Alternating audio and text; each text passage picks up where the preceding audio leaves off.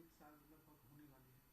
22 अप्रैल को एक घटना पूरी जिंदगी आपकी बदली, और आज भी वो जख्म आपके लिए और सबके लिए जो भारत आती हैं उनके लिए ताजा है। क्या कहना चाहेंगे जिस तरह से ये पूरा घटना हुआ था उस दिन, कुछ बता सकेंगे? उस दिन की घटना के बारे में मुझे नहीं लगता कि किसी को कुछ नहीं पता है, सबको सब कुछ पता है।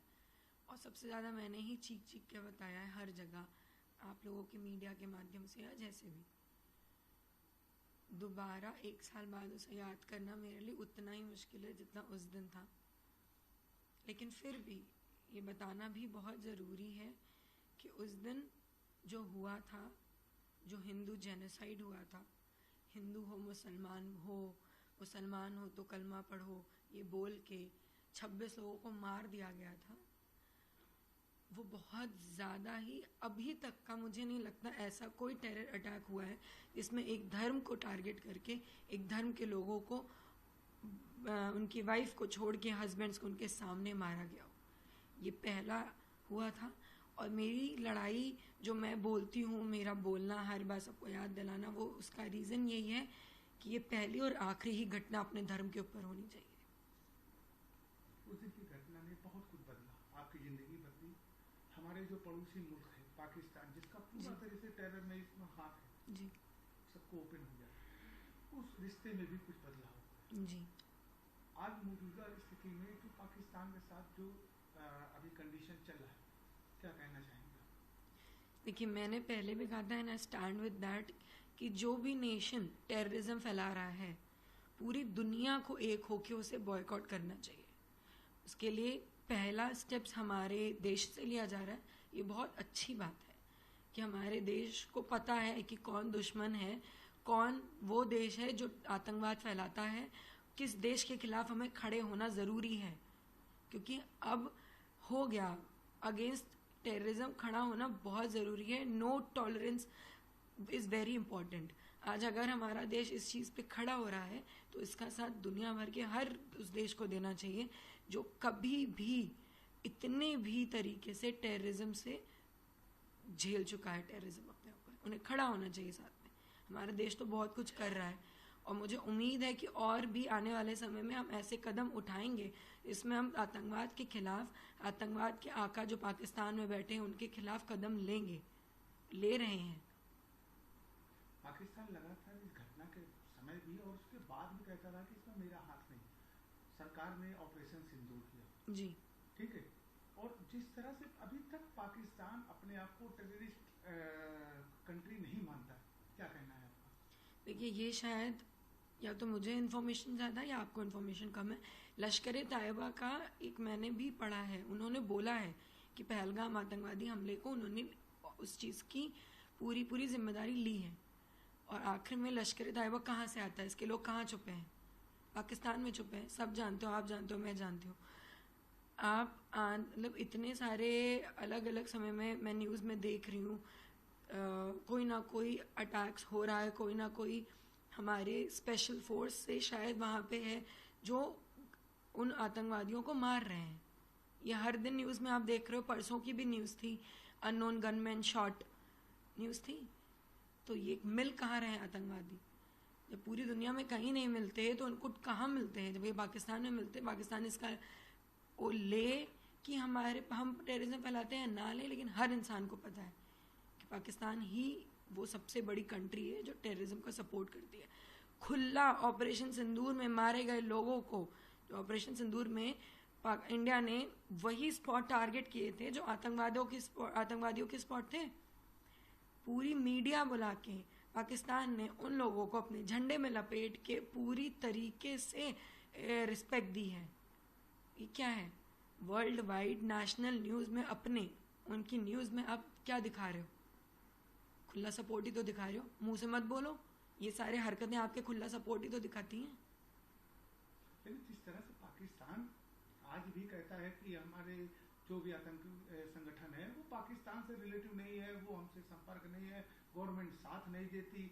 हमारी गवर्नमेंट लगातार उनके ऊपर प्रेशर बनाए हुए ऑपरेशन सिंदूर किया और अभी भी लगातार कोई टॉक ऐसा नहीं, कोई संबंध पाकिस्तान और भारत के हुए हैं उस घटना के बाद। कि जो बेहतर दिखाएं। होने भी नहीं चाहिए। और पाकिस्तान के खिलाफ ऑपरेशन सिंदूर और ऑपरेशन महादेव भी हुआ है। महादेव में हमारे देश के अंदर जो टेररिज्म पाकिस्तान से आता है उसको भी मारा गया है। और कहते हैं ना कि अपनी गलती मानना और गलती ना मानना, ये इससे ये फ़र्क नहीं पड़ता कि गलती आपने की है या आपने नहीं की है, दुनिया भर को दिख रही है वो चीज़। और हर दिन हर आए दिन जो भी आतंकवादी हमला हिंदुस्तान में हो या हिंदुस्तान के बाहर हो, उसके रूट्स हर बार पाकिस्तान से ही कनेक्ट होते हैं। वो बोलें चाहे वो ना बोलें, वो एक्सेप्ट नहीं करेंगे, इसका मतलब ये नहीं है कि ऐसा कुछ है नहीं। इस घटना के बाद कई ऐसे मामले आए, चाहे वो भारत पाकिस्तान का मैच हो या भारत पाकिस्तान से संबंधित कोई टॉक होनी हो।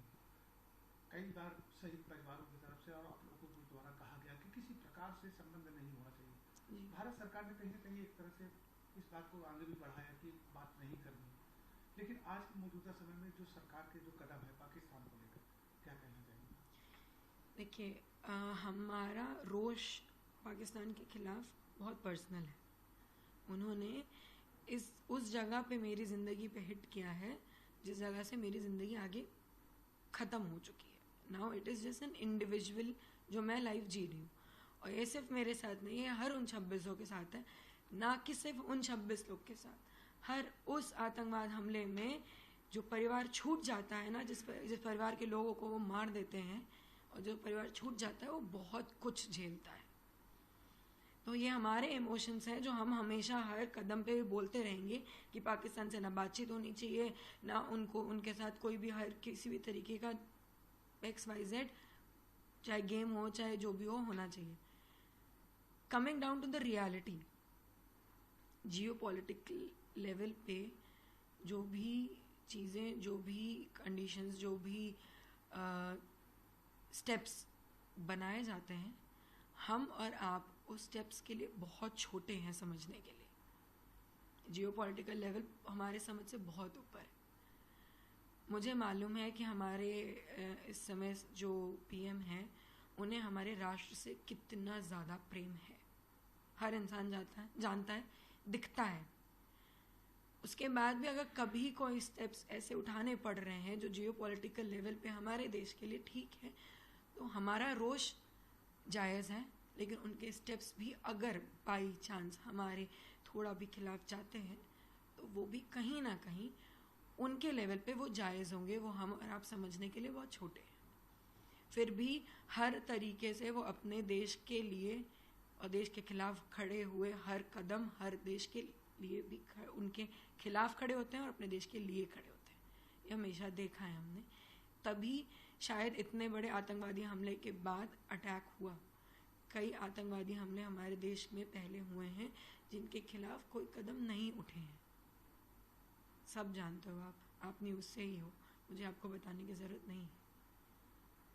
ठीक है, कुछ चीज़ों में हम नहीं समझ सकते, बट हमारा गुस्सा, हमारे इमोशंस, हम जिस लेवल पे सोच रहे हैं, क्योंकि हमने अपना प्यार, मेरी ज़िंदगी का सबसे अनमोल चीज़ खो दी है, तो मेरा गुस्सा अलग लेवल पे है। एक आखिरी सवाल, पहलगाम घटना को 1 साल होने वाले हैं और आप एक अपने भारत देश की बहादुर बेटी हैं कि आज भी उन आतंकियों और अपने मुखर होकर अपने पति की शहादत को लेकर लगातार आप मीडिया से बात करती हैं जी। पाकिस्तान को क्या मैसेज देना चाहेंगे? सिर्फ एक मैसेज है कि ये देश अब वो देश नहीं रहा जो चुपचाप बैठ के घटनाएं झेले। बहुत ज़्यादा मजबूत है हमारा डिफेंस सिस्टम, जो आतंकवाद के खिलाफ खड़े होना जानता है और उनसे आंख में आंख मिला के बोलना जानता है कि तुम्हारी ऐसी की तैसी।